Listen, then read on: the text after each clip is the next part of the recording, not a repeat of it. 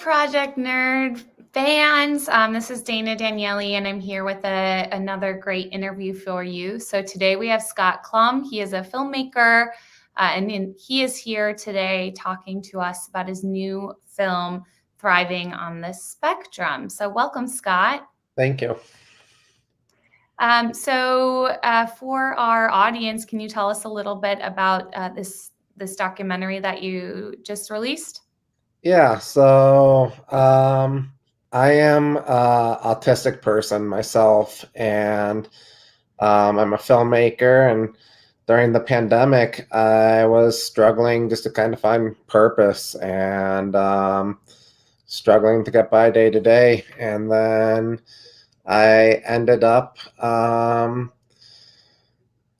just coming up with a project about the autism community in Denver, Colorado, and some of Boulder, and how the whole community came together to help each other, whether it was other autistic people, professionals, employers, schools. We all just worked together. And yeah, it's a story about kind of just giving people hope and honestly just coming out stronger the other side. Yeah. Oh, that's awesome. Yeah, I watched the trailer. Definitely looks like an uplifting movie, which is definitely maybe not what you expect from a movie about the pandemic. So that Yeah, that that is was is definitely great. yeah, that was another thing I was going for is I've seen too many kind of apocalyptic, like just films about the pandemic or even just a lot of medical stuff. And I wanted to come out with a more positive film and show that there were positives that came from it despite all the struggles that came with it as well. Yeah, that's great. So this might be a harder question to answer given that you are part of that community, but what do you think is unique about how the community survived the pandemic versus maybe more neurotypical people? Or was Uh, there anything different? I mean, it goes like for some autistic people, the pandemic wasn't difficult at all for them because they already are so introverted and isolated at home that their lives really didn't change at all. But for like myself, I'm fairly social and I need my supports and I need my friends. And so I think what made it so hard was just the radical change overnight. And change for a lot of autistic people is very difficult. Mhm. So I was more on the side where the changes were so abrupt that it really just made things really difficult. Like I had support systems almost ripped from under me early on, and it happened to a lot of autistic people because I mean, we just didn't know what to do with the pandemic in the beginning. And so some companies just canceled supports, some companies went to virtual. And I mean, to me, what's the purpose of a virtual support shift? Like it needs to be in person. And other companies, they adapted because they were essential workers. So I don't know if that answers the question, but it's just like there were two very distinct sides to it. Like I said, just some people they didn't mind the change at all, and for myself, it was a huge radical change. So when you're talking about support systems, what does that mean exactly? Can you elaborate on that a little bit? Yeah, so I'm on disability through the state and stuff, and so I get help with certain just daily tasks, and um, some of that was just like going to the grocery store, going out to just for me, a lot of my supports added structure to my day. Mhm. Without it, it's hard for me to find structure. And it just, there were a lot of changes because for a while with supports, I would even go for a hike or go run errands, go shopping, go out to eat. A lot of that wasn't available anymore. So the only things I could really do with the state disability were clean and cook. And I mean, you can only clean so many times a week. So Right. Right. a lot of the hours that people are given for state disability were unusable. And none of that was adapted. And I mean, many people, unfortunately, in the autism community, children and teenagers get amazing benefits and supports through the state. But once you become an adult, you lose all of that and you don't have the same hours you used to. And it's often like we're often known as the forgotten generation because it's just like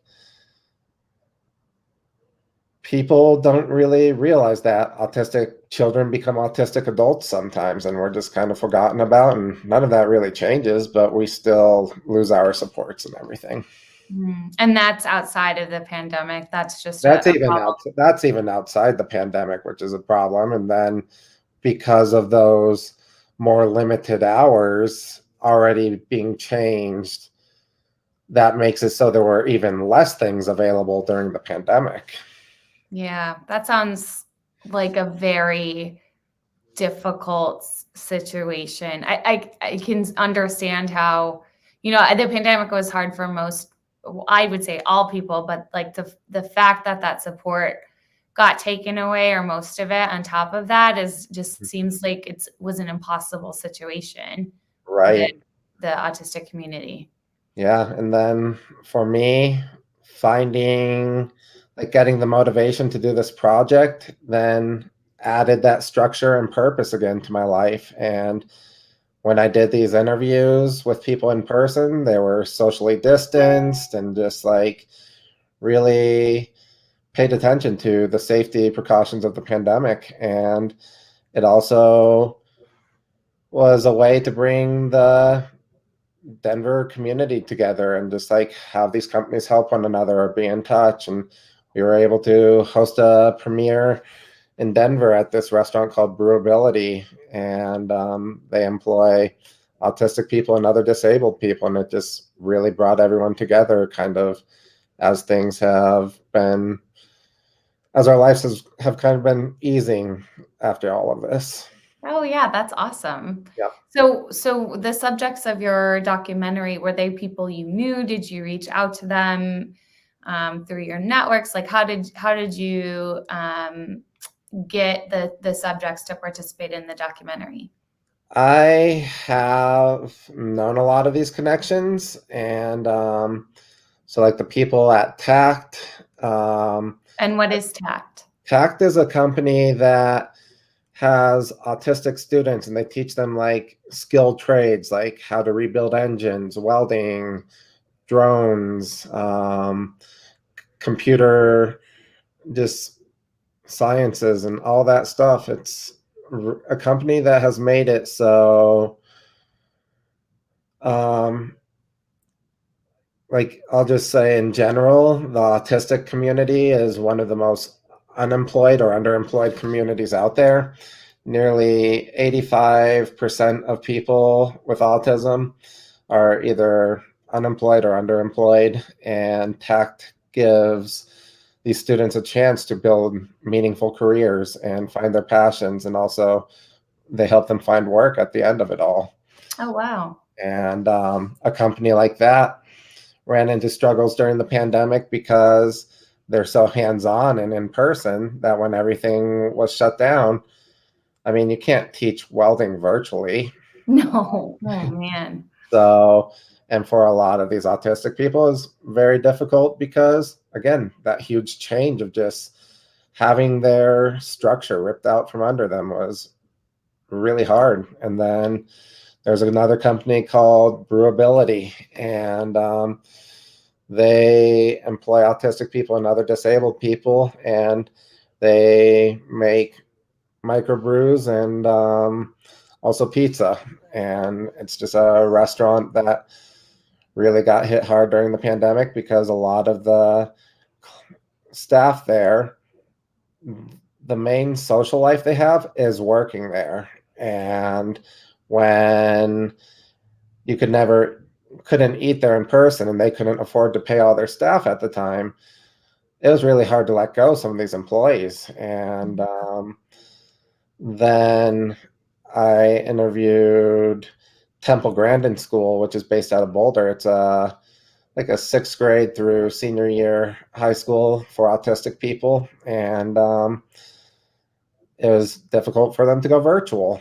And then I also interviewed Leela Kimmel, who is a licensed therapist and psychologist that diagnoses people with autism or on the spectrum. And she said it was so difficult because part of diagnosing someone as autistic is being in the room with them and not just the test, but also analyzing how they interact with you and everything. And she couldn't diagnose people virtually. Like there was no real adaptations to the test. It just made things difficult. So she would, all the people that she had appointments with, she told them basically, you'll have to set up an appointment like 8 months from now or however long. And these lists to get diagnosed as autistic, I mean, it could be a 9 month to a 12-month waiting list. So to get back on that list and lose all that. And So pre-pandemic, it was already a long waiting list. like, I mean, those waiting lists are forever. And that's partly why there's self-diagnosed autistic people right now, is it's just like these waiting lists are so long. Some of these people can't afford these tests because they're so expensive. And so, I mean, there's issues all over that still need to be fixed. But as a whole, like, it was just neat to see everyone come together for this film and just work together. And we were kind of like one big family. And now they're just so excited to see how good this film turned out. And I mean, in my first 2 months of having the film released, it's gotten in 11 film festivals and won 3 awards. Oh my gosh, congratulations. Thank you. So yeah, I was just thinking, like, in a weird way, you know, even though everyone was so isolated in the pandemic, like you found a way to build community, and so that really is a special thing. yeah. Awesome. Yeah. Just really quickly, I also took some time to watch your reel, and I noticed you do a lot of nature Yep. or outdoors documentaries. So what's the other type of work that you do? Can you tell us more about that? So I started filmmaking probably back in 2004, and it started in the ski community. I worked for some pretty major ski movie companies. I've done work for ESPN and a lot of stuff like that. And then that developed into, over the years, I decided, like, I'd rather do something other than skiing. There's not much of a career in filmmaking and skiing. It's more of a passion. So then I got into documentary, but now I do a lot of freelance work as well. I did a project for an NBA player that plays for the Miami Heat now.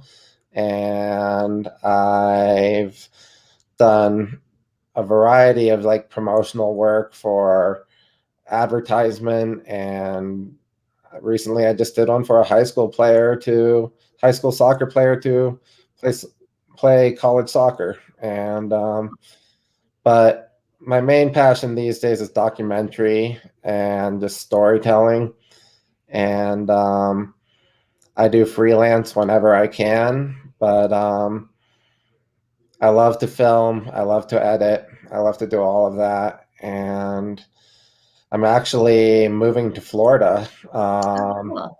So I'm excited to have a change of scenery because I've I've lived in Colorado my whole life, and I'll still come out here to visit frequently. But just excited to be near the beach with my girlfriend and have other filming opportunities. The film industry in Florida has really been booming because there's so many restrictions on filming in California right now Mhm. that a lot of the commercial work now is going to Florida. And so I'm excited to build my career there as well.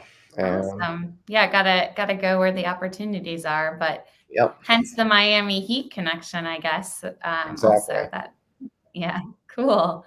Well, where can our audience find your movie, Thriving on the Spectrum? Right now, the trailer is on my Vimeo page, and it'll also be on my website, www.smkmedia.biz.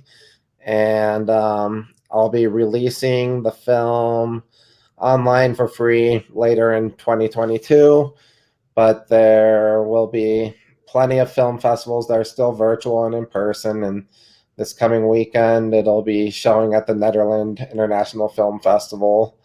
And I'll also be hosting another free virtual screening in January with a Q&A and everything. Okay, great. And this weekend would be November 5th, 6th, and 7th for those watching at a later date.